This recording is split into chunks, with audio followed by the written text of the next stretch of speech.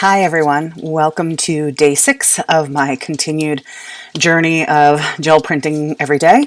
You can see I've graduated up to the 8x10 plate and I gave myself the constraints of a red, orange, and yellow color scheme, and I'll be sure to put the information about the colors I'm using in the details below, because I know everybody has questions about that. So I'm just printing up some backgrounds here to get myself started. Some of the backgrounds I use are solid colors. Sometimes I use texture plates in them. Just depends on what's near me and what I feel like doing on that day. One of the things I found really interesting as I was printing with the different colors is I have 2 different colors in there, both called Vermillion. One of them is by Amsterdam, and the other one is by Loft, which is the Michaels brand of acrylic, and they're both completely different colors. One is definitely more red than the other one, and the other one is definitely more orange. So you'll see as I print through with them. I'm really enjoying this color scheme though. It's not something I usually print in. I love yellow. I've used yellow almost my entire life when I've been creating artwork. Some of my canvases from when I went to college have huge swatches of yellow in them, and it's usually this cadmium yellow deep color, which is a very sort of orangey yellow, kind of like the background on the first couple of prints I made. But I normally don't use a lot of red unless it's for like a pop of color. I'd probably say my most favorite colors to work with is nickel azo gold or nickel azo yellow from Golden, turquoise, and then sometimes a little pop of red in there. But mostly I steer towards that nickel azo gold and turquoise color combination a lot. So all of the stencils I'm using, that's the next question I get most frequently. The majority of the stencils that you're going to see in this printing session are from Stencil Girl stencils. So I'm a member of their Stencil Club, which means I get a monthly shipment or a monthly package in my mail of 3 different stencils. I get a larger size one, which fits on the 8x10 plate. I get a 6x6 size, and then I get a smaller one that's usually like 3x3. But some of them are just so stunningly gorgeous, and they do a really nice job of curating the Stencil Club stencils each month. They do a lot of collaborations with other artists, so they come out really looking nice, and they're a lot of fun to work with. In this particular print, I love the color on color combination there.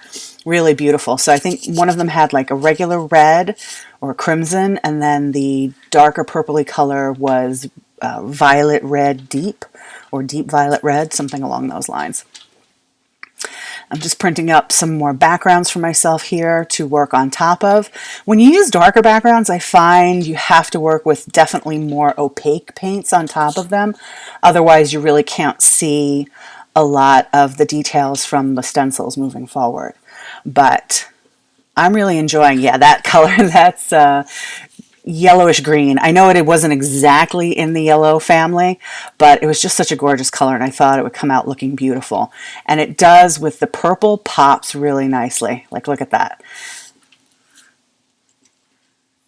That sort of citron yellowy green color. And those stencils are just so beautiful. But you'll see here, when it's not too thick, I don't know if it's going to come out.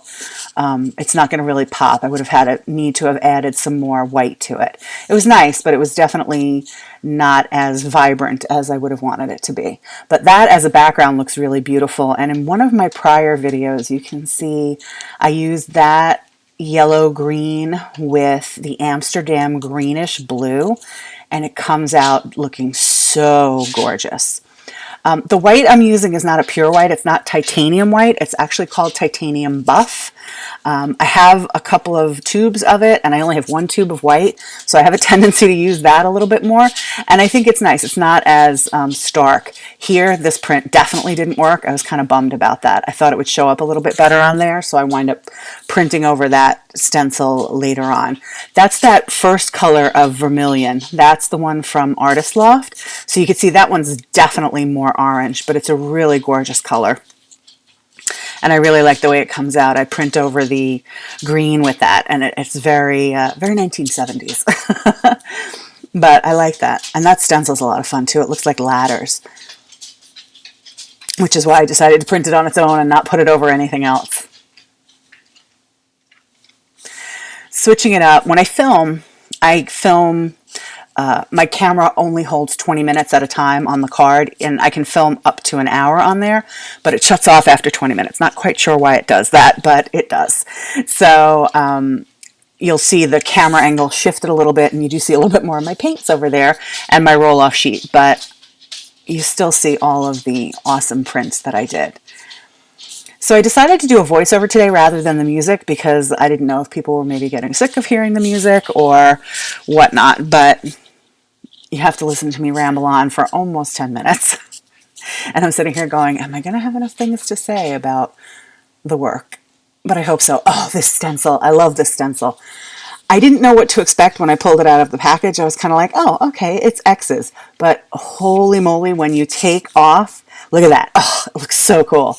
If you heard the sound when I was printing, it was like, oh, that looks so awesome.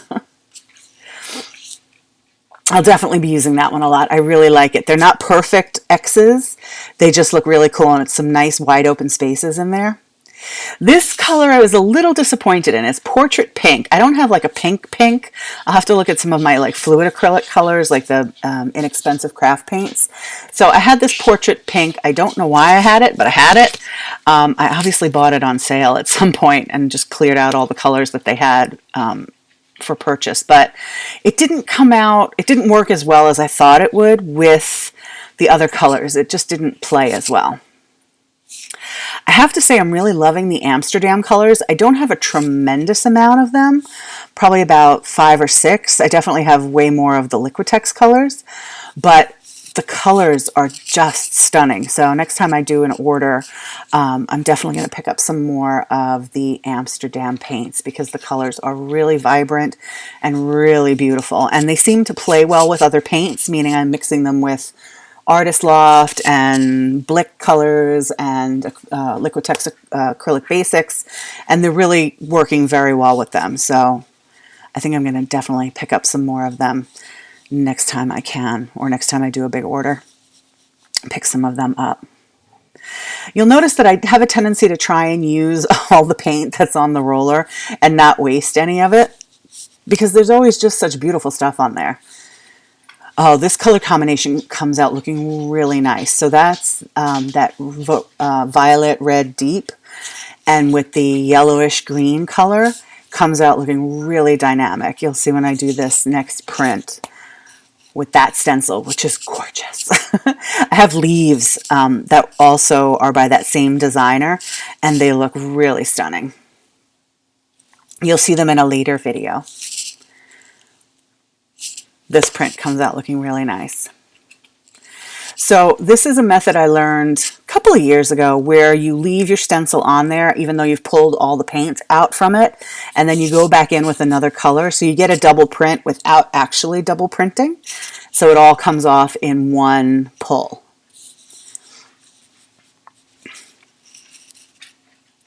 And that looks like it's ripe for a cleaning print, but I went right back over it with red because I think I was crunched for time there. Oh, that's another really pretty stencil. That one comes out looking gorgeous also.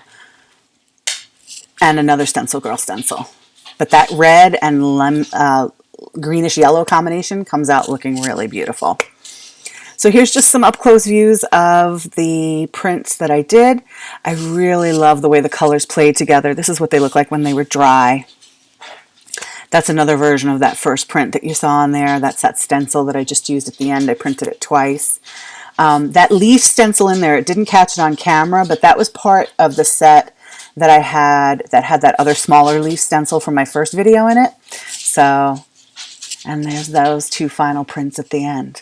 So anyway, I hope you enjoy, and thank you so much for watching and sticking with me.